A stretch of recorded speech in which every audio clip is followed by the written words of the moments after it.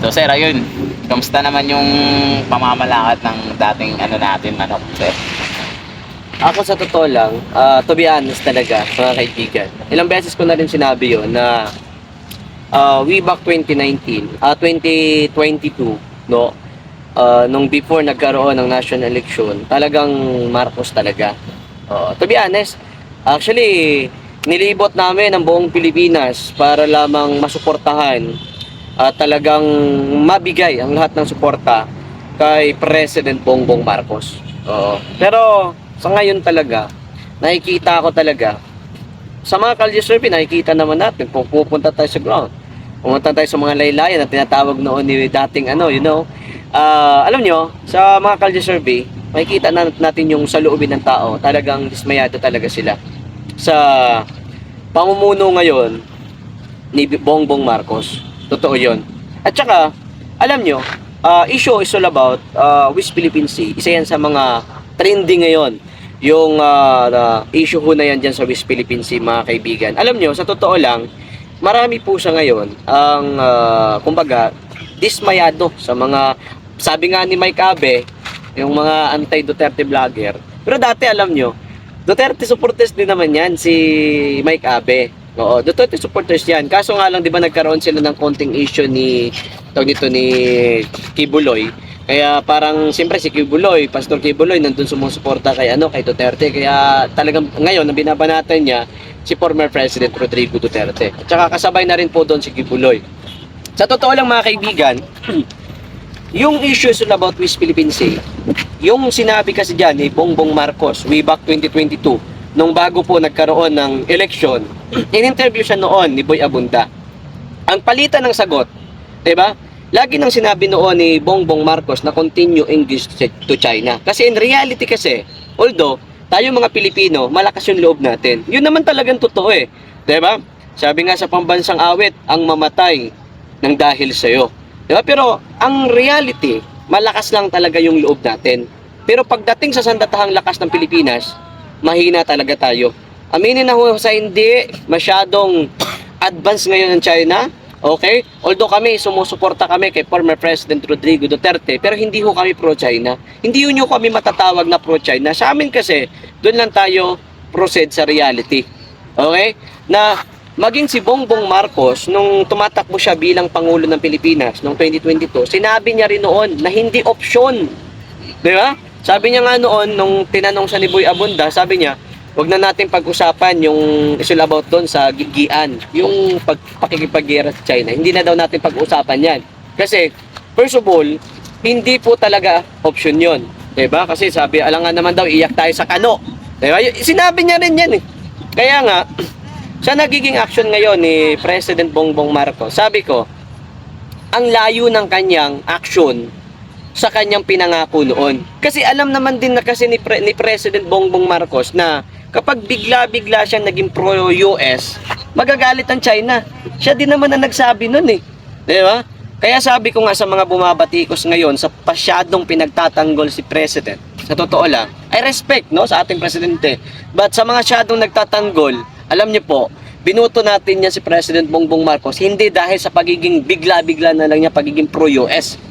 Binuto natin yan dahil sa kanya pinangako na unang-una, hindi option ang pakikipag-gian sa China, pakikipag-gera sa China. It because, batid naman nating lahat na hindi talaga kakayanin ng Pilipinas. Oh yes, bibigay ng tulong yan, yung US, kung sakasakali, dumating yung time na yon, bibigay ng tulong yan. Tapos, siyempre dadaan pa sa Kongreso yan, marami pang proseso yan eh. Diba? Hindi basta-basta yan na sabi akuin agad tayo ng US. Bibigay lang ng tulong katulad yan sa doon sa Ukraine, sa Israel. Katulad ng ganun yan.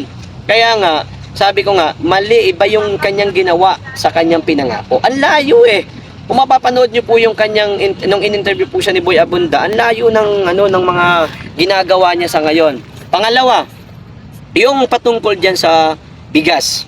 Alam niyo, mali yung diskarte niya din eh. Kasi unang-una, batid naman nating lahat na hindi naman talaga maabot ang 20 pesos na bigas. Although maaring magkaroon ng ganun kasi kung sakasakaling subsidize ng gobyerno, pero in reality sa panahon natin ngayon, malabong maabot ng 20 pesos na bigas. Pero dahil yun ang isa sa pinangarap niya, sabi niya, kasi kung titingnan kasi natin yung diskarte ng kanyang pagsabi ng words na yon, sabi niya, pangarap, sisikapin natin. Yun sabi niya sisikapin natin na mapababa natin ng hanggang 20 pesos ang bigas. Ako binoto ko si Bongbong Marcos, hindi dahil doon sa umasa ako na magkakaroon ng 20 pesos. Dahil sabi ko, malabong mangyari yun.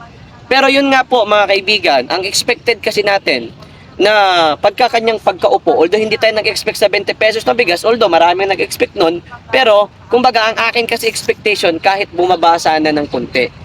The problem is, nung panahon ni former President Rodrigo Duterte kasi, kumbaga yung mga presyo ng bilihin nun, pagpasok ni Bongbong Marcos, mas lalong tumaas. Kaya doon nang gigigil ang mga tao Sabi naman ng iba, hintayin daw natin dahil 2 years pa lang si Bongbong. 2 years pa lang. Yes, tama yun, 2 years pa lang. Pero ganyan na po ang laro sa gobyerno po natin. How much more kung dumating pa ng 6 years yan?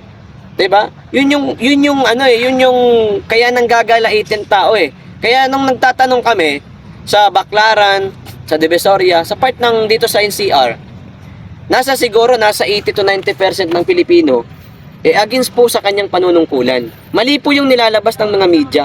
Kasi yung mga media, ano naman yan marami naman dyan sa mga media bayaran. At saka marami dyan, siyempre sunod sa gobyerno yan. Kasi kung sakasakaling umagins ka ngayon sa gobyerno, baka, siyempre ang prangkisa ng bawat media, hawak ng Kongreso. 'Di ba? Kumbaga, Kongreso po ang nagbigay ng ng mga prangkisa. So nasa power sila. Kahit sabihin mo na walang sapat na dahilan para ipasaradong media, kung sakasakaling medyo against sa kanila yung mga ibabalita nyo, madadali ho kayo. Katulad po ng SMNI. Paano ba nagsimula ang investigation about SMNI? Nagsimula doon, so about doon sa pagtatanong ni Ka Eric, so about 1.8 billion pesos travel expenses ni Martin Romualdez. Okay? Yun, question mark yun. Ang liwanag doon. Kaya nga pagdating doon sa investigasyon, doon sa SMNI, doon sa Kongreso, hindi po nila iplini yung, hindi sila nag-play ng video doon sa Kongreso. So about doon sa kung saan paano nagsimula yung pagtatanong ni Ka Eric. Kaya sabi ko nga, medyo may pagkabayas talaga. Tapos tuloy-tuloy na inungkat na nila. Talagang hanggang sa ngayon, yan, pinaklose na nila ang SMNI. Kaya medyo, siyempre, yung mga media dyan, papanig lang talaga sa gobyerno yan. Marami dyan, maraming bias. Although at this time, pero susunod yan sa agos ng mundo. Kasi madadali sila katulad ng SMNI. Sabi mo, nagtatanong ka lang about nun, tapos imbestigahan ka, kukulong ka pa, set in contempt ka pa doon sa Kongreso. Kaya mahirap talaga. Mahirap yung mga nangyayari ngayon sa bansa po natin. Tapos pangalawa, about Chacha. Topic na natin 'yan. Isa-isahin ko na sa mga nagtatanong Chacha. Kailan lamang naglabas ng survey ang Publicus Asia na kung saan 88% ng Pilipino sa Pilipinas, alangan naman sa China, 88% po ng mga kababayan po natin is against po sa Chacha. Alam nyo, mga kaibigan, kung titingnan po natin ano po ba yung ng Chacha, maganda naman talaga, wala naman problema. Actually, maganda talaga ang maidudulot channel niyang Chacha sa Pilipinas. Maganda naman talaga yon, 'di ba? Kaso nga lang, the problem lang talaga, kaya po against ang tao dahil yan sa namumuno. 'Di ba? Kasi, maganda nga yung hangarin yan. Pero, kung titingnan po natin, 88%, ako agree ako doon. Totoo yun. Kasi kung tatanungin natin, ang bawat Pilipino nandito ngayon sa Pilipinas, nagkakalya survey kami, nasa 88%, kasi ang pinalabas ng Publicus Asia, umabot ng 88%. Totoo yun mga kaibigan. Totoo yun. Umabot talaga ng ganun. Kasi kahit kami, nung kalya survey kami, halos lahat talaga ng Pilipino is against po si Chacha. O ayaw po talaga nila nun. Kasi isa lang naman ang ibig sabihin bakit umagis ang tao sa ganun Kasi depende sa namumuno yun. 'Di ba? Kasi ang Chacha walang problema, kaso nga lang taong bayan ang maghahatol, taong bayan ang magpopesto sa iyo. Taong bayan ang magde-decide kung kinakailangan ba manatili ka diyan o hindi.